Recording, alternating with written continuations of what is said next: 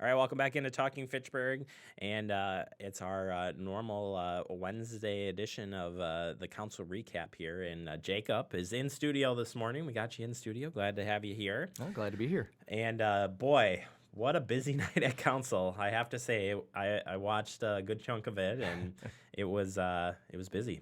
Yeah, it's amazing. Even without budget discussions, they're able to really get some spirited debates. But first, to shout out, you guys got approval for a cable head end, and I'm not entirely sure what that is, but you guys got it. Yeah, we have a big upgrade coming here, so it's our whole controlling system of FACTv. So it basically provides us better access to the community with our video on demand, our live streaming, and then some new features like emergency broadcasting pieces that we didn't have before. So we're pretty pumped about it. And fewer hiccups for Talking Fitchburg then too. Yeah, well, if you replace this guy, maybe you could host the show, and then we wouldn't have any problems here. So, yeah, no, that was a big piece last night as well. So yeah, absolutely. And then another theme that kind of came up afterwards were the homes. We had a lot of different projects that are coming through. Probably the biggest one that got its final approval is Fahey Fields, adjacent to McGaw Park. McGaw Park being one of the largest parks in the city of Fitchburg. This one, if for anyone that hasn't been following, has been pretty controversial. Not necessarily controversial, but the mayor vetoed one of the original plans. There was a lot of discussions. It's a pretty big development, so there's a lot of discussions about which way homes face, where certain densities go. A lot of very wonky discussions about city planning and that, and the project. The developers stuck through with it, and even right to the end, though, there was questions about the amount of park space. Alder Jake Johnson, who has been on the Parks Commission for a long time, has worked with the Parks Commission, had issues with the, I guess there are certain rules that say a certain amount of park space must be dedicated, and they had a little bit less. Alder Dan Carpenter countered that it's adjacent to McGaw Park, which is 66 acres. So he didn't want to see it go back through the process over what he said was about a half acre. So it ultimately got the vote it needed to go through, and that's the final step.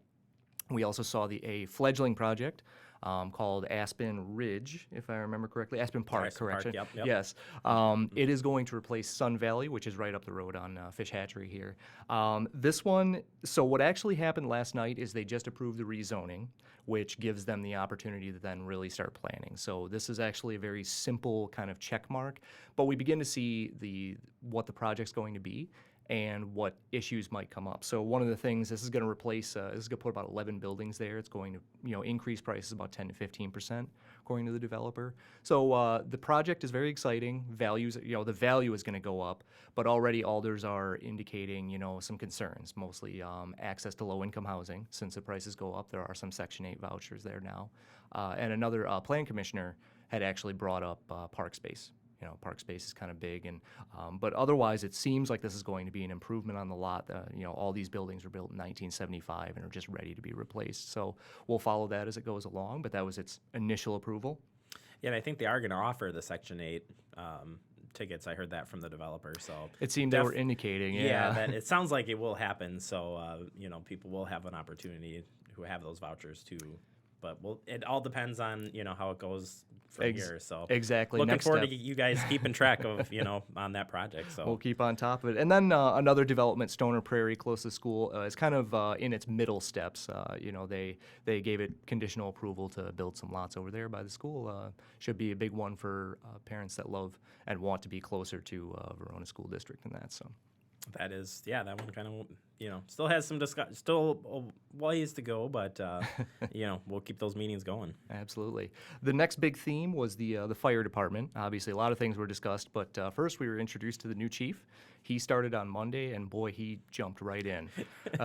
Welcome to the fire department, and you're in meetings now. Yes. Joe Pulvermacher comes from, I believe, Oak Park, if I remember correctly. Yep. And he's now the new chief, and he jumped right into discussion about the ladder truck. This is about a 23-year-old ladder truck that they're going to replace, and it's a big expenditure, but it's a standard replacement. It still brought up a lot of discussion because they didn't go out and competitively bid per se. So there was a lot of discussion. There were some alders who were concerned that, okay, this is a big expense. We haven't gotten competitive bids. The counter argument, and this is Chief Pulvermacher really kind of jumped in. It's amazing that he was up on it this well. very quickly countered that the prices for this particular truck are going to go up about 3% at the end of the month. And they've been working with this manufacturer for a while, and this manufacturer is one that they've trusted. And they offered a lot of reasons. Alder Johnson still said,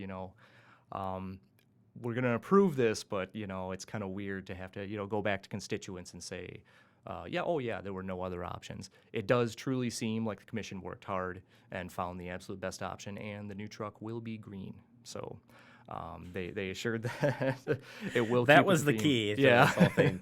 No, I've been on committees like that, and there's a lot of work that goes into it. And obviously working with vendors that you trust and know, goes a long ways. But I'm sure the due diligence was definitely done in the background. But I can understand at the price tag of it too. It can open up some eyes. It's a There's hard no pill question to about swallow. that. Yeah, and they said that whatever they got from competitive bidding would be lost when the prices went up 3%. Was the big argument. So they moved fast on that. But that was a lead into the fire station. And interestingly, there was no actual decisions that were made yesterday. The mayor had hoped that a timeline could be provided by city planner Tom Hobble. That was another one. The chief jumped in head first on this. It's a long-standing. There was a lot of discussions about that high price tag again, and Alder's pledged to kind of put this back on the committee of the whole meeting so that they could work with a little more information. But that didn't stop a discussion from happening. They were concerned that there's no timeline. They criticized the mayor for not publishing something and getting an idea for when this is going to happen. And Pulvermacher, again, he's been on the job 2 days at this point, jumped in and immediately with concerns that if we don't move quickly, might lose access to good contractors, prices might go up. So there's a lot going on here. Again, a big ticket item that wants to be pushed through kind of quickly, and there's good arguments for both. So this will, people should expect that to come up at the committee of the whole meeting in February, not the next one. Yeah, not tonight. Yeah. Yep, they got their agenda out for that one already. So, we'll watch out for that. So Pulvermacher's just on the move. He's jumping right in. And I say that as someone who's covered, we cover the whole area, and a lot of new leaders have to take a moment to just sort of absorb it all, and he really started right in.